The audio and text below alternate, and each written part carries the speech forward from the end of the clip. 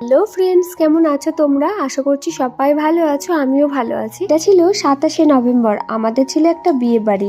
তো আমি আর বরমশাই যাচ্ছি মেয়ের বাড়িতে তেল হলুদ। এরকম গায়ে হলুদের তত্ত্ব নিয়ে যাওয়া আমার জীবনেই ফার্স্ট টাইম। আমি এর আগে কখনো কারোর গায়ে হলুদের তত্ত্ব নিয়ে যাইনি।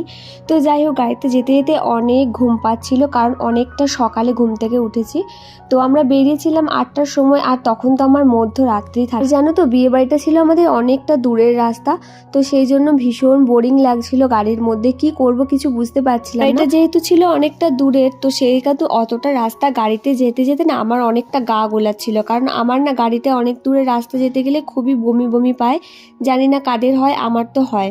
তো যাই হোক, সব মিলিয়ে আমরা মেয়ের বাড়ি পৌঁছে গেছিলাম। আর এই যে দেখো, গায়ে হলুদের সব কিছু রেডি হয়ে গেছে, আর আমরা খাওয়া দাওয়া করে নিয়েছিলাম। আর এই যে হচ্ছে আমাদের কোণে।